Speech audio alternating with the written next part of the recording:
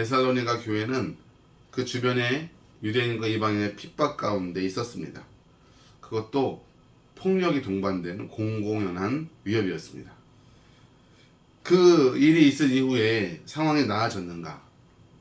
오늘 편지의 내용, 데살로니가 후서 1장의 내용을 살펴보면 그 형편이 그렇게 좋아지지 않은 것 같습니다.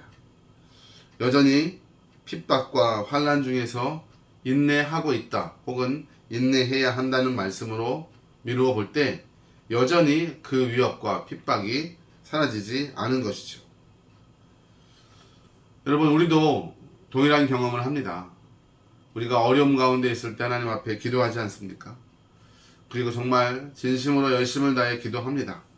그러나 그렇게 기도하고 나면 정말 모든 것이 싹 사라지고 걱정, 근심, 그 꺼리들, 그 사건, 그 사람과 얽혀있는 문제, 그런 것들이 그냥 바로 해결되면 좋은데 사실 기도하고 난 바로 직후는 별반 다를 바가 없죠. 큰 변화가 없는 것처럼 느껴집니다. 그러나 하나님께서는 이미 하나님의 공의로운 일을 시작하셨고 반드시 이루실 것입니다. 하나님께서 성도들에게 환난을 허락하시는 이유는 그 핍박하는 자들의 악을 드러내게 하시고 그래서 그들에게 마지막 날 임하는 심판이 하나님의 공의 가운데 집행된다는 것을 나타내 줍니다. 또 한편 핍박받는 성도들은 자신의 믿음과 하나님을 향한 사랑을 그 핍박을 인내하고 견디는 과정 속에서 다시 한번 확인하게 되고 또 그들은 믿음 안에서 의를 이루며 구원을 향한 발걸음을 한 걸음 더 앞으로 나아가게 할 수 있다는 것이죠.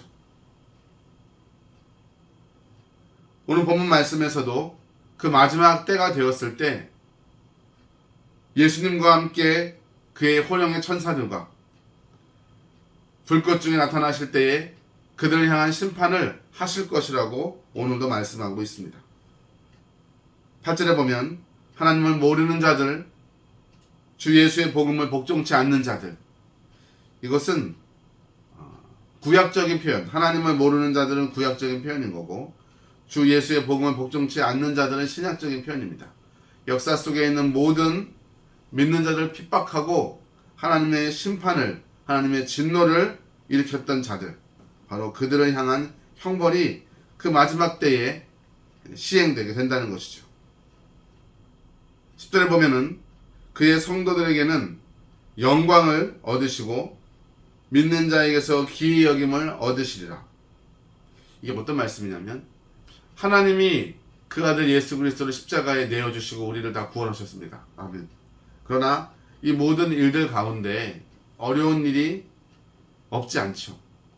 하나님이 그 교회를 이 땅 가운데 세우시고 예수님께서 이 땅 가운데 교회를 세우시고 그들을 이 땅에 복음을 증거하고 또 영혼을 구원하는 일을 위하여 남겨두시고 하늘로 올리워 가셨습니다. 그러나 그 이후에 이 땅에 남은 성도들에게는 사명이 주어지게 되는데 바로 자신의 믿음을 지키며 복음을 증거하는 그것입니다. 그렇게 인내하고 자신의 삶을 최선을 다해서 갖고 왔던 성도들에게 예수님이 오실 그때에 예수님이 나타나시는 그 일로 말미암아 그 믿는 성도들에게는 영광을 받으시고 믿지 않는 세상을 포함한 모든 사람들에게 놀라운 기이 여기심을 받게 된다는 거죠. 이게 좀 번역 투의 표현인데 이거를 좀 한국식으로 바꿔보면 예수님이 그 불꽃과 그의 사자들과 함께 다시 오실 그때에 온 땅이 소동하고 놀라게 될 것이라는 말입니다.